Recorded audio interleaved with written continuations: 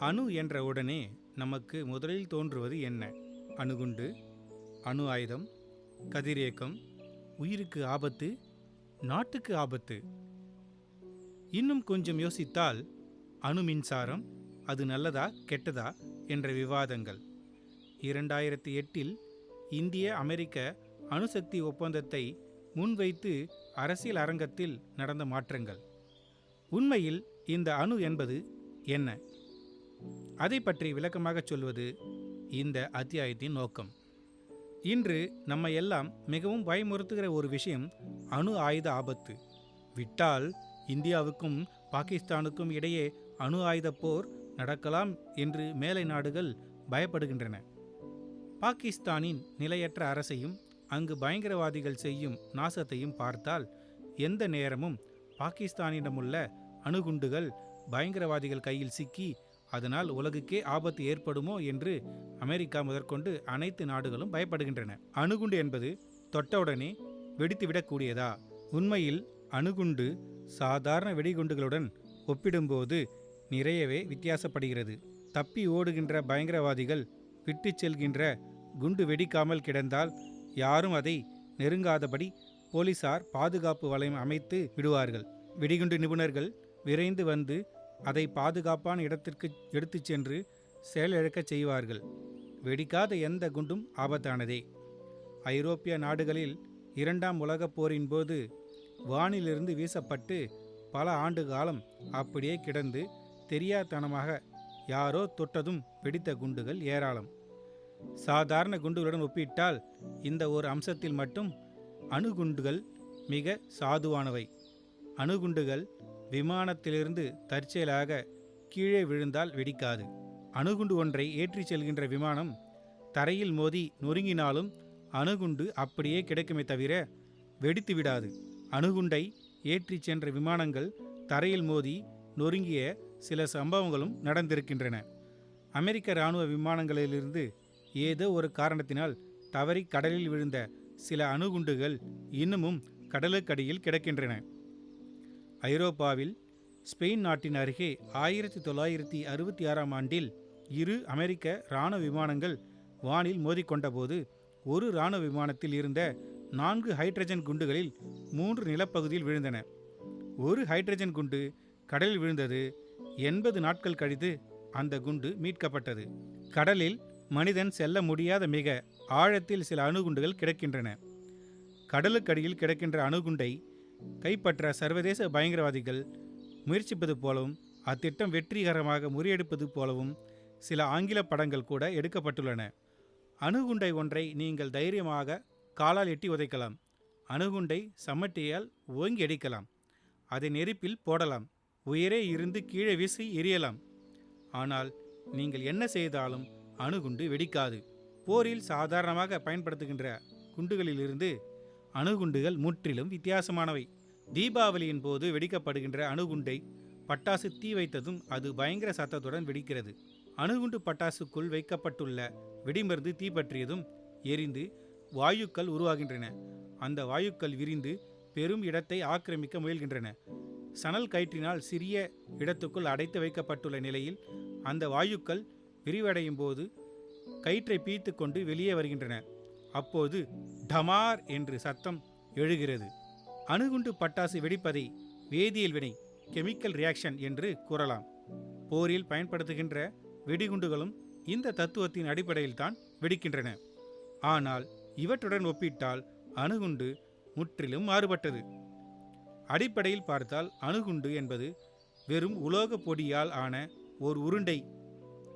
யானைக்கு வைக்கின்ற சோற்று உருண்டையை கொஞ்சம் கொஞ்சமாக பெரிய உருண்டையாக மாற்றுவதைப் போல் இந்த உலோக பொடி உருண்டையை குறிப்பிட்ட அளவுக்கு கொண்டு வந்தால் போதும், அது தானாக வெடித்துவிடும். அந்த உலோக உருண்டை குறிப்பிட்ட அளவுக்கு வந்தால் தானாக வெடித்துவிடும் என்பதால் ஒருபோதும் அதை முழு உருண்டையாக தயாரிப்பது கிடையாது. தனித்தனியான 2 உலோக கட்டிகளை தயாரித்து வெடிக்க வேண்டிய கட்டத்தில் இரண்டையும் ஒன்று சேர்க்க ஏற்பாடு செய்வர். அல்லது சிறிய கட்டிகள் பல ஒன்று சேர்த்து முழு உருண்டையாகும் வகையில் ஏற்பாடு செய்யப்பட்டிருக்கும். தனித்தனி கட்டிகள் சேர்ந்து முழு உருண்டையாக ஆகாதவரை அணுகுண்டு என்பது வெறும் உலோக கட்டிகள் அடங்கிய கூடுதான். ஆகவேதான் அணுகுண்டு விமானத்திலிருந்து தற்செயலாக கீழே விழுந்தால் ஒன்றும் நேருவதில்லை. அணுகுண்டை காலால் எட்டி உதைத்தாலும் எதுவும் ஏற்படுவதில்லை.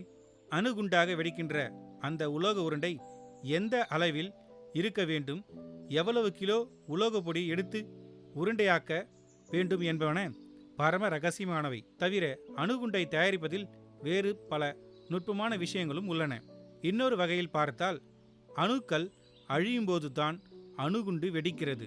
அதாவது பெரிய உலோக உருண்டையில் முதலாவது அணு பிளவு ஏற்படும் போது அதன் உள்ளிருந்த நியூட்ரான் எனப்படும் ஒரு துகள் வெளியிடப்படுகிறது. இந்த நியூட்ரான்கள் மேலும் சில அணுக்களை தாக்கி பிளக்கின்றன. அவை ஒவ்வொன்றிலிருந்தும் வெளியிடப்படும் நியூட்ரான்கள் மேலும் எண்ணற்ற அணுக்களை தாக்குகின்றன. கண் இமைப்பதற்குள் கோடான கோடி அணுக்கள் தாக்கப்பட்டு இவையெல்லாம் பிளந்து சக்தி வெளிப்படுகிறது. இதுவே அணு பிளப்பு, அதாவது நியூக்ளியர் ஃபிஷன் எனப்படும். தனியோர் அணுவிலிருந்து வெளியிடப்படுகின்ற சக்தி மிக மிக அற்பமே. ஆனால் கோடான கோடி அணுக்களிலிருந்து சக்தி வெளியிடும்போது அது பிரம்மாண்டமான சக்தியாக மாறிவிடுகிறது. உங்களுக்கு ஒருவர் அன்பளிக்காக 1 பைசா அளிக்கிறார். 1 பைசா என்பது அற்ப காசு. ஆனால் இந்தியாவில் உள்ள 100 கோடி மக்களுக்கும் உங்களுக்கு ஒரே சமயத்தில் ஆளுக்கு 1 பைசா கொடுத்தால் என்ன ஆகும்? அது 1 கோடி ரூபாயாக மாறிவிடும். அதுபோலத்தான் இதுவும். சரி, எந்த ஒரு உலோகத்தையும் பொடியாக்கி அதை கொண்டு அணுகுண்டு தயாரிக்க முடியுமா? அதுதான் இல்லை. யுரேனியம் என்ற உலோகம் இருக்கிறது. இந்த உலோகத்தின் அணுக்களில் குறிப்பிட்ட எடை கொண்ட அணுக்கள் மட்டுமே சரியானவையாக கருதப்படும். உலகில் சாதாரணமாக கிடைக்காத புளுட்டோனியம் என்ற உலோகம் இருக்கிறது. அணு உலைகளில் மட்டுமே தான் இதை உற்பத்தி செய்ய முடியும். இதுவும் சரியான உலோகமே. கேரள கடற்கரையில் மணலில் கிடைக்கின்ற தோரியம் என்கிற உலோகத்தை அணு உலைகளில் மாற்றி தயாரிக்கப்படும் ஒரு வகை யுரேனியமும் சரியானதே. அணுசக்தியை மின்சார உற்பத்தி போன்ற ஆக்க பணிகளுக்கும் பயன்படுத்த முடியும். இதற்கும் சரி, யுரேனியம், புளுட்டோனியம் ஆகியவை தேவை. இவை இரண்டும் அணு பிளவிற்குரிய பொருள்கள், ஃபிசைல் மெட்டீரியல் எனப்படுகின்றன. இவை போன்ற வேறு சில உலோகங்களும் ஓயாது ஒழியாது சக்தியை வெளிப்படுத்தி கொண்டிருக்கின்றன. அதன் மூலம் அவை உருமாறி கொண்டிருக்கின்றன. அதாவது ஒரு பொருள் வேறு பொருளாக, ஒரு தனிமம் வேறு சில தனிமங்களாக மாறுகின்றன. இவற்றுடன் ஒப்பிட்டால் செம்பு, அலுமினியம், இரும்பு, தங்கம், வெள்ளி ஆகியவை காலப்போக்கில் வேறு தனிமமாக மாறுவதில்லை. ஆனாலும் அணுவின் தன்மை பற்றி அறியப்படாத காலத்தில் ஏதேதோ மூலிகைகளையும் பாஷாணங்களையும் பயன்படுத்தி பித்தளையை தங்கமாக மாற்றிவிட முடியும் என்று பலரும் நம்பினார்கள். அன்றும் சரி, இன்றும் சரி, நிறைய தங்கம் இருந்தால் அது பெரிய சொத்து. ஆகவே ஏதாவது செய்து மட்ட உலோகங்களை அல்லது உலோக கலவைகளை தங்கமாக மாற்றுவதற்கு பல கடந்த நூற்றாண்டுகளில் இந்தியாவில் எவ்வளவோ பேர் ஏதேதோ செய்து பார்த்தனர். இதற்கு ரசவாதம், அல்கெமி என்று பெயர். இதில் ஈடுபட்டவர்களுக்கு ரசவாதிகள் என்று பெயர். பித்தளை அல்லது வேறு மட்ட உலோகத்தை உருக்கி அதனுடன் மூலிகைகளை சேர்ப்பது, பாஷாணங்களை சேர்ப்பது முதலிய ரசவாதிகள் கையாண்ட முறைகளில் அடங்கும். இந்தியாவில் மட்டுமின்றி சீனா, எகிப்து மற்றும் ஐரோப்பிய நாடுகளிலும் ரசவாத பித்து தலைவிரித்தாடியது. பித்தளையை தங்கமாக மாற்றுவது சாத்தியமே என்று அடித்து கூறுபவர்கள் இன்றும் உலகின் ஏதாவது ஒரு மூலையில் இருந்து கொண்டுதான் இருக்கிறார்கள். அந்த நாள்களில் ரசவாத வித்தை புரிந்தவர்கள் அதை யாரும் சொல்லிக் கொடுக்காமல் போய்விட்டதாகவும், இது குறித்து ஓலைச்சுவடிகள் எங்காவது கிடைக்கலாம் என்றும் அவர்கள் சொல்கிறார்கள். ரசவாதம் சாத்தியமே என்பது அவர்களது நம்பிக்கை. இந்தியாவிலும் ஐரோப்பிய நாடுகளிலும் ஆஸ்தான ரசவாத நிபுணர்கள் இருந்தனர். இந்த ஆஸ்தான நிபுணர்கள் மன்னர்களிடமிருந்து நிறைய பணம் கறந்தனர். நிறைய பணம் சேர்த்தும் இரகசியமாக தப்பி ஓடியவர்களும் உண்டு. மட்ட உலோகத்தை தங்கமாக மாற்றி காட்ட தவறியதற்காக மன்னர்களால் மரண தண்டனை விதிக்கப்பட்ட ரசவாதிகளும் உண்டு. பின்னாளில் செல்வந்தர்கள் சிலர் ரசவாதம் சாத்தியம் என்று நம்பி சொத்தை எல்லாம் இழந்தனர். ரசவாதம் பற்றி நிறையவே கதைகள் உண்டு. ஒரு முனிவர் காட்டின் வழியே போய்க் கொண்டிருந்தாராம். குறிப்பிட்ட மூலிகைகளின் இலைகளை தின்ற ஆடுகளின் வாய்ப்பகுதி தங்கம் போல பல பல என்று மாறியதாம். முனிவர் ஆடு தின்ற மூலிகைகளை சேகரித்து ஆராய்ந்து அந்த மூலிகைகளை நெருப்பில் போட்டு எரித்து அந்த நெருப்பில் எதை போட்டாலும் அது தங்கமாகவே மாறியதை கண்டாராம். ஒரு நாள் அவர் யாருக்கும் தெரியாமல் நடுக்காட்டில் அந்த மூலிகைகளை போட்டு யாககுண்டம் போல நெருப்பை வளர்த்தார். சாமியாருக்கு ஏதோ தோன்றவே அந்த வழியாக வந்த ஒருவரை அழைத்து தாம் யாகம் செய்வதாகவும் அக்னி குண்டத்தை வலம் வந்தால் நல்ல பலன் கிட்டும் என்றும் கூறினார். அந்த நபரை அக்னி குண்டத்தில் தள்ளிவிட சாமியார் திட்டமிட்டிருந்தார். வழிப்போக்கருக்கு மனதில் ஏதோ சந்தேகம் தட்டியது. இருவரும் நெருப்பை வலம் வந்து கொண்டிருக்கும்போது சமயம் பார்த்து வழிப்போக்கர் சாமியாரை நெருப்பில் தள்ளினார். சாமியார் உடல் தங்க கட்டிகளாக மாறியதாம். வழிப்போக்கர் பின்னர் பெரிய செல்வந்தரானார். இதுதான் கதை. ரசவாதம் பற்றிய நூல் ஒன்றில் இது விவரிக்கப்பட்டுள்ளது. கதை சுவாரஸ்யமாக இருக்கிறது. ஆனால் ரசவாதிகள் யாராலும் மட்ட உலோகத்தை தங்கமாக மாற்றியிருக்க முடியாது. நாளடைவில் ரசவாதம் செத்தொழிந்தது. ஆனால் ரசவாதிகள் வெவ்வேறான பொருட்களை பயன்படுத்த முயன்றபோது புதிதாக வேதியியல் பொருட்களை தயாரிக்கப்படலாயின. வேதியியல் என்ற தனி விஞ்ஞானம் தோன்றியதற்கு ரசவாதம் பெரிதும் காரணமாக அமைந்தது. ரசவாதிகளால் முடியவில்லை என்பதால் ஒரு பொருளை தங்கமாக மாற்ற முடியாது என்று அர்த்தமில்லை. நிச்சயம் செயற்கையாக நல்ல தங்கத்தை உண்டாக்க முடியும். அணுக்களை தாக்குவதற்காக சைக்ளோட்ரான் என்ற கருவியை உருவாக்கியவரான அமெரிக்கர் லாரன்ஸ் 1936இல் பிளாட்டினத்தை தங்கமாக மாற்றினார். அதற்கு 6 ஆண்டுகள் கழித்து அமெரிக்க ஹார்வர்ட் பல்கலைக்கழக விஞ்ஞானிகள் இருவர் பாதரசத்தை தங்கமாக மாற்றி காட்டினர். ஆனால் இவர்கள் உண்டாக்கிய தங்கம் கண்ணுக்கே தெரியாத அளவுக்கு மிகச்சிறிய துணுக்களே. இன்றும் கூட ஆராய்ச்சி கூடங்களில் மிக விலை உயர்ந்த கருவிகளை கொண்டு பாதரசத்தை தங்கமாக மாற்ற முடியும். அவர்கள் 1 கிராம் தங்கத்தை உருவாக்குவதற்கு ஆகக்கூடிய செலவை கணக்கிட்டால் கடைக்கு போய் 1 கிராம் தங்கத்தை வாங்கினால் ஆகும் செலவை போல பல மடங்கு இருக்கும். ஆக ஆராய்ச்சி கூடத்தில் செயற்கையாக தங்கத்தை உண்டாக்குவது கட்டுப்படியாகாத காரியம். ஆனாலும் ரசவாதிகளால் அன்று செய்ய முடியாததை தங்களால் செய்து காட்ட முடியும் என்பதற்காகத்தான் விஞ்ஞானிகள் செயற்கையாக தங்கத்தை உண்டாக்கி காட்டினர். விஞ்ஞானிகள் செய்தது நவீன ரசவாதம். அணுவை பற்றி அறிவு வளர்ந்ததன் பலனாகவே இது சாத்தியமாகியது. ஆனால் ஒன்று, விஞ்ஞானிகள் நினைத்தாலும் அவர்களால் பித்தளையை தங்கமாக மாற்றியிருக்க முடியாது. ஆகவே தான் பாதரசத்தை அல்லது பிளாட்டினத்தை மட்டுமே அவர்களால் தங்கமாக மாற்ற முடிந்தது. தங்க அணு ஒன்றை எடுத்து உடைத்து பார்த்தால் இதற்கான காரணம் தெரியவரும். தங்க அணுவின் மையத்தில் 79 புரோட்டான்கள் உள்ளன. புரோட்டான் என்பது அணுவை விட மிகச் சிறியது. புரோட்டானை அணுத்துகள் என்போம். எந்த ஒரு அணுவுக்கும் அதன் தனித்தன்மையை அளிப்பது புரோட்டான்களின் எண்ணிக்கையை தான். பூமியில் எந்த ஒரு மூலையில் ஆகட்டும், ஒரு தங்க கட்டியில் அல்லது தங்க நகையில் இருக்கின்ற ஒவ்வொரு தங்க அணுவிலும் ஒரே மாதிரியாக 79 புரோட்டான்கள் தான் இருக்கும். கோடான கோடி கிலோமீட்டருக்கு அப்பால் இருக்கும் ஒரு கிரகத்தில் இருக்கும் தங்க அணுவிலும் 79 புரோட்டான்கள் மட்டுமே இருக்கும். இதில் மாற்றமே கிடையாது. பிளாட்டினத்தின் மையக்கருவில் 78 புரோட்டான்கள் உள்ளன. ஆகவே கூடுதலாக ஒரு புரோட்டானை சேர்த்தால் புரோட்டான்களின் எண்ணிக்கை 79ஆக அதிகரிக்கும். அதாவது பிளாட்டினம் தங்க அணுவாக மாறிவிடும். அல்லது தங்கத்தை உண்டாக்க பாதரசத்தை மெர்க்குரி எடுத்துக்கொள்ளலாம். அதன் மையத்தில் 80 புரோட்டான்கள் இருக்கின்றன.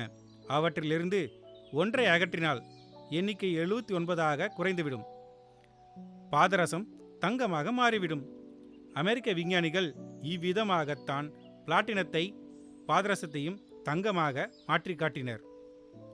எந்த ஒரு அணுவாக இருந்தாலும் சரி, அதன் மையத்திலிருந்து ஒரு புரோட்டானை அகற்றுவது மிக கடினம். அதுபோல கூடுதலாக ஒரு புரோட்டானை சேர்ப்பதும் என்பதும் மிக கடினமே. ஒரு அணுவில் ஒரு புரோட்டானை சேர்ப்பதோ பெரும்பாடு. அப்படி இருக்க ஒரு அணுவுக்குள் 50 புரோட்டான்களை சேர்ப்பது சிந்தித்து பார்க்க முடியாத விஷயம். பித்தளை என்பது செம்பையும் துத்தநாகத்தையும் சேர்த்து தயாரிக்கப்படுகின்ற கலப்பு உலோக கலவை, அலாய். செம்பு அணுவில் ஒன்றில் 29 புரோட்டான்களே இருக்கும். துத்தநாகத்தில் 30 புரோட்டான்கள் இருக்கின்றன.